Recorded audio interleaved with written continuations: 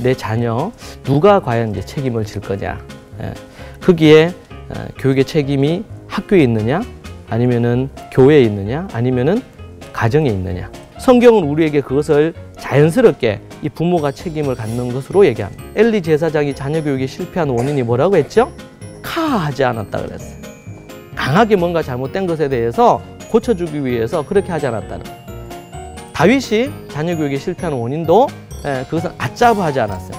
억지로라도 그것을 못하도록 막아서고 고통스럽게 하더라도 죄악된 길에서 돌이키도록 자식들을 이끌어줬어야 되는데 그렇게 하지 않았습니다. 그 아이가 건강하게도 자라야 되겠죠. 더 나아가서 정말 성숙한 하나님의 사람이 되도록 훈련시키는 작업을 계속 해줘야 된다.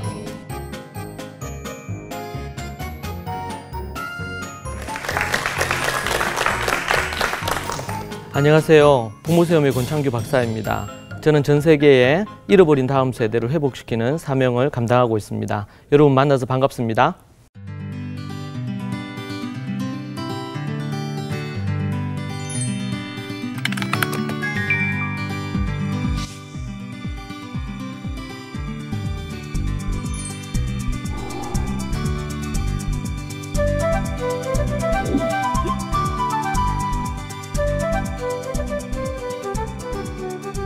오늘은 여러분과 함께 함께 다룰 부분들이 우리의 자녀 우리 교육에 있어서 대상이 자녀인데 이 자녀에 대해서 어떻게 우리가 이해할 것이냐. 그래서 제가 제목을 성경적인 인간론으로 교육하라 이렇게 제목을 붙여봤습니다. 우리는 이 교육을 해야 될 이 대상을 어떻게 이해하느냐에 따라서 교육의 여러 가지가 다 달라지게 돼 있습니다. 예를 들면 여러분들이 우리 갓난아기를 보거나 아이들이 어린아이들을 보면 너무 귀엽잖아요. 그래서 천사 같다고 생각하죠. 예. 그런데 조금만 지나면 알죠. 천사가 아니라는 거를 아는데 근데 우리가 천사처럼 생각을 해요. 애들이 너무 귀엽고 예쁘고 또 아이를 낳고 나면 얼마나 그 아이가 귀해요. 이제 그러다 보니까 그 아이에 대해서 그렇게 생각을 하는데 그러니까 이제 세상에서도 세상의 교육 철학에서 이 교육의 대상을 어떻게 이해하느냐 이런 부분에 있어서 이 자연주의 교육 철학자인 루소는 이런 강조점을 몇 가지를 갖고 얘기를 했어요. 그의 책에서 인간은 스스로 뭔가를 마음대로 다 할 수 있는 이런 것들을 이미 갖고 태어나기 때문에 자발성을 최대한 나올 수 있도록 만들어줘야 된다. 또 아니면은 인간의 어떤 가능성이 무궁무진하기 때문에 이 죄된 또 아니면 때 묻은 부모나 어른들이 그 아이들에게 이렇게 하라든지 저렇게 하라든지 이렇게 하면 안 되고 그 아이들의 가능성이 최대한 발휘되도록 만들어야 된다. 그리고 아이들에게 일찍부터 어릴 때부터 뭔가 조기 교육하는 것은 잘못됐다. 이런 어떤 형태로 접근을 했어요. 이런 토대가 이제 왜 이런 토대가 나오게 됐냐면 그 바탕에 철학이 있는데 그건 뭐냐면 인간은 태어날 때부터 선한 존재다라는 전제를 갖고 있습니다.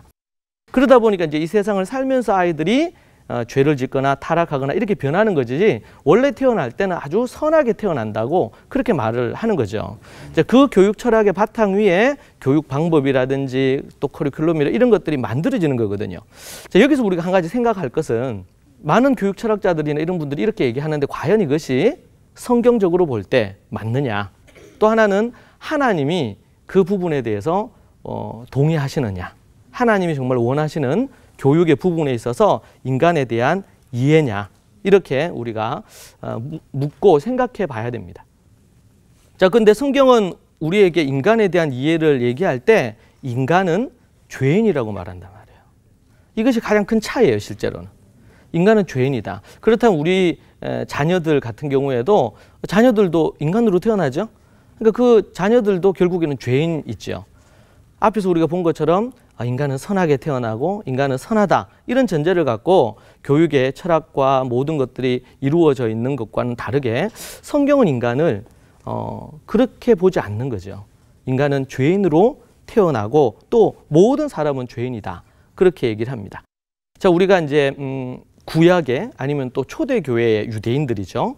예루살렘 교회의 유대인 가정들을 우리가 모델로 해서 성경적인 교육에 대해서 여러분과 함께 지금 계속 우리가 얘기하고 있는데 어떤 분들은 이렇게 오해할 수도 있어요. 유대인들 또 특별히 유대인들 중에서 일부는 예수님을 또 십자가에 못 박기도 하고 이렇게 했는데 우리 기독교인들이 이 유대인들의 교육을 또 이해할 필요가 있는가? 초대교회 유대인들의 교육은 참 좀 괜찮은 것 같은데 보니까 그전 초대교회 이전의 구약의 유대인들의 모습 또 이런 것들도 어떤 부분은 겹치는 부분도 있단 말이죠. 그럴 때 많은 분들이 때로는 오해하거나 고민할 수 있어요. 우리가 구약의 유대인들이죠. 유대인들의 경건한 유대인들의 이 교육을 우리가 이해하고 생각해야 되느냐. 자, 우리가 계속 공부하고 있는 이 내용들이 우리가 유대인이 되거나 아니면 유대교인이 되기 위해서 우리가 이 부분에 대해서 우리가 접근하는 것이 아닙니다. 우리 초대교회 예루살렘 교회는 배경이 유대적인 배경을 갖고 있어요. 그리고 예수님의 12 사도들도 모두 다 유대인입니다. 그리고 이방 선교를 감당하셨던 사도 바울 그리고 또 우리 그 다음을 이어받았던 디모데 이런 분들이 다 유대인입니다. 또 우리를 위해 십자가에 달리시고 죽으시고 부활하신 그 예수님도 유대인으로 이 땅에 태어나신 것이죠. 그리고 구약에서 아브라함 이후 모든 이 유대인들 그분들 우리 믿음의 선조들이 다 유대인들입니다. 이제 그런 부분에서 우리가 초대교회는 그러한 유대적인 배경의 바탕 위에서 교회가 세워지고 그렇게 이루어졌으며 그 이후에 예루살렘 초대교회 이후 2000년 동안 현재 우리가 믿는 데까지 계속 이어져 왔다는 사실에 대해서 이해를 해야 됩니다. 자, 그런데 여기서 우리 한 가지 기억할 것은 창세기 2장에 보면 아담과 하와가 범죄하죠. 범죄하는데 이 유대 배경에서 그리고 유대교에서는 이 예수님을 믿고 인간이 죄인이라는 사실에 대한 명확한 이해가 없다 보니까 그 창세기 2장에 나오는 아담과 하와가 범죄한 것을 이 원죄, 이거 심각하게 이걸 다루지 않습니다. 그런데 유대인 출신의 최고의 랍비 출신의 가말리엘의 랍비 출신의 사도 바울께서는 로마서에서 모든 인간은 죄를 범했고 그리고 아담 하와 이후에 그 아담이 인간의 대표로 지은 죄로 인해서 그 원죄로 인해서 모든 사람이 죄인이 되었다고 명확하게 말씀해 주고 있는 것입니다. 그런 부분에서 우리 유대교회에서 이해하는 이 인간 이해의 어떤 부분과 예수님 이후에 유대인들이었지만 예수님 이후에 예수님을 통해서 복음을 알고 그리고 신약의 빛에서 구약을 이해하는 부분들이 없는 유대인들의 이 인간 이해와 초대교회 그리고 예수님을 믿는 이들의 이런 이해는 좀 다릅니다. 그래서 사도 바울이 얘기하는 부분은 그 부분은 그 사도 바울도 유대인이셨는데 최고의 학자셨죠. 율법학자. 그런데 그분은 예수님을 만났기 때문에 유대교에서 얘기하는 그런 관점이 아닌 다른 관점에서 얘기를 한다는 것입니다. 그리고 여기 한 가지 여러분에게 말씀드리고 싶은 것은 우리가 이런 부분에 예루살렘 초대교회를 기반으로 한 교육을 한다고 해서 우리가 유대교로 돌아가자든지 구약으로 돌아가자든지 아니면 유대인들처럼 우리가 유대인 교육을 하자 이렇게 접근하면 안 됩니다. 한국 안에 특별히 한국 기독교 안에서도 요즘 이제 유대인들에 대한 또 이 교육에 대해서 관심을 많이 가지죠. 여러 가지 어떤 교육 방법에 대한 것도 적용하기도 합니다. 거기에는 유익한 부분이 없지 않아 많이 있습니다. 그런데 그것이 자칫 잘못하면 유대교로 넘어갈 수 있다는 사실을 기억을 해야 되고 우리는 오직 신구약 성경을 중심으로 예수 그리스도의 십자가와 부활의 초점으로 우리가 교육을 해야 된다. 이것을 우리가 이제 우리가 잘 이해를 안 하게 되면 자칫 잘못하면 유대교적인 아니면 유대인 교육에 자꾸 초점을 둘 수가 있습니다.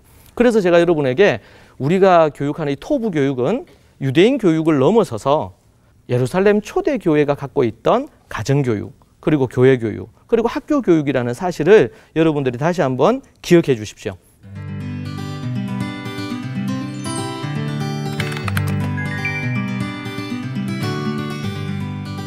우리가 다시 돌아가서 인간은 죄인으로 태어난다고 했습니다. 자, 인간이 죄인인지 우리가 성경에서 한번 살펴보면 예레미야 17장 9절의 말씀 보면 인간의 마음은 거짓되고 심히 부패한 것이라고 그렇게 말씀하고 있습니다. 그러니까 아이들도 인간이기 때문에 아이들의 마음에도 거짓되고 부패한 마음이 있겠죠. 그리고 창세기 6장 5절에도 보면 여호와께서 사람의 죄악이 세상에 가득함과 그의 마음으로 생각하는 모든 계획이 항상 악할 뿐임을 보시고, 하나님이 보실 때 인간이 생각하는 것, 계획한 모든 것들이 악하더라는 거죠. 그리고 창세기 8장 2절에도 보니까 여호와께서 그 향기를 받으시고 그 중심에 이르시되 내가 다시는 사람으로 말미암아 땅을 저주하지 아니하리니 이는 사람의 마음이 계획하는 바가 어려서부터 악함이라. 내가 전에 행한 것 같이 모든 생물을 다시 멸하지 아니하리니. 그렇게 우리에게 얘기해 주고 있습니다. 전도서 7장 20절 말씀에서도 선을 행하고 전혀 죄를 범하지 아니하는 의인은 세상에 없기 때문이다. 그렇게 말씀하고 있습니다. 세상에는 죄를 범하지 않는 의인은 이 땅에 한 명도 없다고 전도서에서 얘기하고 있습니다. 로마서에서 이미 얘기하기 전에 구약에서 전도서에서 얘기를 하신 거죠. 전도서 7장 29절에서도요. 내가 깨달은 것은 오직 이것이라 곧 하나님은 사람을 정직하게 지으셨으나 사람이 많은 꾀들을 낸 것이니라. 그렇게 얘기를 하고 있습니다. 시편 14편 2절과 3절에서도 인간은 더럽고 선을 행하는 자가 하나도 없다고 말씀하고 있습니다. 그리고 다윗은 인간이 죄 중에 태어난다고 시편 51편 5절에 또 얘기해 주고 있어요. 내가 죄악 중에서 출생하였으며 어머니가 죄 중에서 나를 잉태하였나이다. 그렇게 얘기를 하고 있습니다. 이사야서 59장 7절에서도 악한 생각과 행악하기에 빠른 말, 발, 그리고 무죄한 피를 흘리는데 신속히 행하는 자가 인간이다. 그렇게 얘기를 하고 있습니다. 로마서의 말씀 보면 의인은 없나니 하나도 없으며 깨닫는 자도 없고 하나님을 찾는 자도 없고 다 치우쳐 함께 무익하게 되고 선을 행하는 자는 없나니 하나도 없도다. 그렇게 우리에게 말씀해 주고 있습니다. 자, 이렇게 보면 여러분 이제 확실하게 뭔지 아시겠죠? 제가 이 성경 구조들, 여러 구조들 여러분 소개한 이유는 인간이 뭐라는 거예요? 죄인이다. 앞에서 얘기한 것처럼 많은 교육 철학자들, 세상의 철학자들은 인간은 선하다. 그러니까 그 선한 아이들에게 때묻은 부모나 어른 세대가 이래라 저래라 하지 말라는 거예요. 그냥 가만히 놔두면 그 아이들은 선하게 자란다고 그렇게 얘기를 하는 것입니다. 그런데 성경은 결코 그렇게 말하지 않습니다. 인간은 태어날 때부터 죄인이라고 얘기합니다. 그럼 죄인이라고 말할 때 죄가 뭘까요? 성경에서 죄인이라고 그렇게 얘기할 때 그것은 신학적으로 자기중심성이다. 이렇게 얘기를 합니다. 뭐라고요? 자기중심성. 자기중심성. 자기중심. 이걸 다르게 좀 쉬운 말로 표현하면 자기 마음대로 한다. 이렇게 표현할 수 있어요. 죄가 뭐냐? 자기 마음대로 하고 싶은 대로 하는 것입니다. 원래는 자기 마음대로 하고 싶은 대로 하면 안 되고 하나님 마음대로, 하나님이 기뻐하시는 대로 자기를 지으신 분이 원하는 대로 해야 되는데 그렇게 하지 아니하고 자기 하고 싶은 대로, 자기 원하는 대로 하는 거예요. 그래서 아담과 하와가 뭐예요? 선악과를 하나님 먹지 말라 했어요. 그런데 자기 원하는 대로 저 보니까 또 마귀가 유혹하죠. 저거 먹으면 하나님처럼 될 거라고. 그러니까 보니까 그렇게 될 만한 것 같아요. 그래서 따먹음으로 하나님의 권위와 하나님의 주인됨을 인정하지 않고 자기가 주인이 되려 했어요. 그래서 죄는 뭐냐? 자기 마음대로 하는 거다. 그렇게 볼 수 있습니다. 이건 이제 교육학적으로 본다면 그걸 뭐라고 얘기할 수 있냐면 고집이라고 말할 수 있어요. 선한 고집, 좋은 고집은 소위 말해서 우리 집념이라고 이렇게 표현할 수 있겠고, 그렇지 않고 올바른 가치를 따르지 않고 자기 마음대로 하는 것, 그것을 고집이라고 그렇게 표현을 하는 것입니다. 자, 그래서 이 죄와 관련해서 그러면 이제 교육이 왜 필요하냐? 성경적으로 보면 이 자기 마음대로 하려고 하는 죄인으로 태어난 아이들, 인간들을 교육을 해서 하나님이 원하시는 모습으로 바꾸어내는 작업을 하는 것입니다. 네. 이것이 바로 교육의 아주 부분에 중요한 게 있어요. 그런데 여기서 우리 한 가지 이제 생각해야 될 것은 그러면은 하나님 앞에서 이 자기 마음대로 하려고 하는 이들을 교육을 그러면 잘하면 정말 하나님의 원하는 대로 이렇게 할 거냐? 근데 꼭 그런 건 아니에요. 예. 왜냐하면은 그래서 이제 우리가 열심히 노력하고 선한 일을 하고 착하게 살면 그러면은 우리가 좀 선해지겠구나 이렇게 생각하는 경향이 있는데 성경은 또 그것에 대해서 동의하지 않습니다. 성경은 인간이 선한 노력을 하고 예를 써서 조금의 변화는 있을 수 있지만 근본적으로 인간이 변하지 않는다.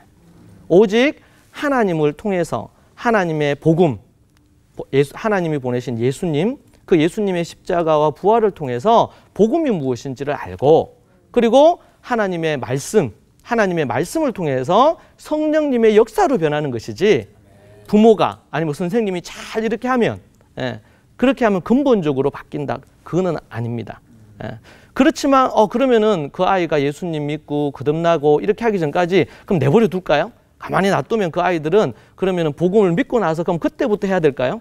중학생이 돼서 그럼 예수님을 믿고 거듭났다, 그럼 그때로부터 우리가 그러면은 효도 가르치고 또 순종도 가르치고 이렇게 해야 될까요? 또 그거는 아니에요. 우리가 균형을 잘 잡아야 됩니다. 그래서 우리가 복음 교육을 제대로 어릴 때부터 1살, 2살 때부터 해야 되고, 또 그 바탕 위에 하나님의 말씀 교육을 해야 됩니다. 그 좋은 예가 뭐냐면, 예수님 전에 6개월 전에 오신 요한께서 세례를 베풀고 이렇게 하시는 일을 했는데, 그 부분이 부모가 해야 되는 역할과 매우 중요한 부분들이 될 것입니다. 많은 이스라엘 백성들이 아직 예수님 몰라요. 하나님은 알았지만 아직 예수님 안 믿었습니다. 그리고 예수님이 이제 공생의 사회 가려면 6개월 있어야 돼요. 그런데 그 전부터 이 요한이 어떻게 했어요? 내 뒤에 오시는 분, 그 구세주에 대해서 계속 소개하고, 성경은 보니까 높은 마음, 낮은 이런 것을 평탄하게 하는 일을 했다 그랬어요. 영어에 보면 그게 하이웨이를 만든다, 소위 말해서 고속도로를 만드는 일을 했다는 거예요. 사람들의 마음에 굳은 마음, 딱딱한 마음, 또 안 좋은 여러 가지 마음을 이 요한이 했던 건 뭐냐면 부드럽게 만들어서, 그 만들어진 그것을 토대로 해서 하나님 앞에 올바로 가서 예수님이 오셨을 때 그 예수님을 바로 믿고 그 말씀대로 순종하도록 만들어야 된다는 것입니다. 그래서 우리 마음밭에 대한 얘기들을 우리 한 번씩 설교로 듣잖아요. 좋은 마음밭을 갖도록 어릴 때부터 만드는 것은 예수님을 믿고 하나님의 뜻을 더 온전히 행할 수 있는 그런 근거가 돼요. 예수님이 오셔서 불과 성령으로 이렇게 세례 주시고 그래 거듭나게 하시면 되지, 이거 이제 요한이 했던 이런 사역 필요하냐, 필요 없다, 그렇게 하면 안 된단 말이에요. 그래서 우리 부모에게 주신 사명이 바로 요한에게 주신 사명과 동일하다.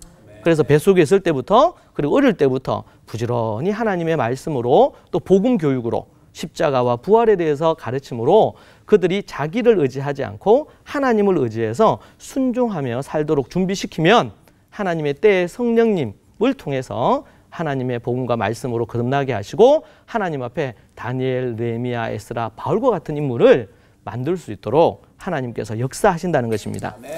우리는 물을 주고 씨를 뿌리는 자입니다. 우리는 자녀를 거듭나게 하거나 변화시킬 수 없습니다. 그러나 물을 주고 씨를 뿌리는데, 그렇게 하고 나면 예수님께서, 성령님이 그 아이를 새롭게 하시고 거듭나게 하시고 하나님의 말씀에 능력을 갖도록 하신다는 것이죠. 자, 다시 돌아가서 이 죄는 자기 마음대로 하는 건데, 이것을 다르게 표현하면 뭐라고요? 고집. 그렇죠. 고집. 여러분 잘 듣고 계시네요. 고집이에요, 고집. 그러면 우리의 교육은 이 고집을 하나님의 말씀대로 꺾어주고, 그리고 하나님의 말씀에 잘 순종할 때 격려하고 길을 살려주고, 죄악된 길로 가려고 하면 그렇게 가지 못하도록 아짜부하고 카하는 그런 작업을 우리가 해야 된다는 것입니다. 자, 여기 미네소타 범죄위원회에서 미국에서 나온 자료에 환경과 범죄 사이의 밀접한 관계에 대한 연구 보고서가 있는데, 이것은 기독교에서 만들어낸 게 아니고 이 사회에서, 그 국가범죄위원회에서 만들어낸 건데 한번 읽어드릴게요. 모든 악인은 인생을 야생동물처럼 시작한다. 그는 완전히 이기적이고 자기중심적이다. 그들은 원하는 때 원하는 것을 갖기 원한다. 우유병, 어머니의 관심, 친구의 장난감, 삼촌의 시계, 그 무엇이든지 말이다. 이러한 것을 거부하면 그들은 분노가 끓어오르고 약한 존재만 아니었다면 살인적이 될 수 있을 만큼 공격적이 된다. 그들은 더럽고 도덕성이 없으며 지식도 없고 개발된 기술도 없다. 이것은 곧 모든 아이들, 어떤 아이들이 아니라 모든 아이들이 비행적인 아이로 태어났다는 것을 의미한다. 어린 시절에 자기중심적인 세계에서 계속 자라도록 허락받고 모든 충동적인 행위에 지배를 받고 원하는 것들이 충족된 채로 자란다면 모든 아이들은 범죄자나 강도, 살인범, 강간범으로 자라게 될 것이다. 제가 이 보고서를 읽고 나서 너무 충격받았어요. 이건 성경의 기반을 둔 기독교 단체에서 내놓은 게 아니고 많은 범죄자들을 이렇게 분석을 했어요. 아주 극악무도한 범죄자들을 분석해서 이 범죄와 그 범죄자의 자란 환경과의 관계를 연구를 해봤단 말이에요. 그런데 특징이 뭐냐면 어릴 때부터 자기 마음대로 하도록 내버려 둔 이 사람들이 이런 범죄를 더 많이 저지르다는 거예요. 그래서 이제 문제가 생긴다는 거죠. 그런 부분에서 이 보고서는 아주 통찰력 있는 그런 보고서라고 생각하고요. 임의로 하도록 내버려 두면 그렇게 된다고 얘기를 하는 것입니다. 그럼 죄인을 어떻게 교육할 것이냐? 이 자기 중심성을 깨트려야 됩니다. 아이가. 그리고 뱃속에 아이가 태어나고 나면 언제부터 이 고집이 실제로 이제 나타나기 시작하냐면 8개월, 9개월, 10개월 때부터 나타납니다. 이때부터 그 고집을 꺾어주는 작업해야 됩니다. 또 이제 그 전에 해야 될 것은 많이 소속감과 안정감을 느낄 수 있도록 용납해주고 사랑해주는 작업 또한 해야 됩니다. 이제 그것을 바탕으로 고집을 꺾어주고 또 잘못된 부분을 고쳐주는 이런 부분을 해야 돼요. 우리는 8개월, 10개월 이런 애들을 이 천사 같은 이 애들이 뭘 안다고 목사님 그렇게 하라고 합니까? 이렇게 얘기하거든요.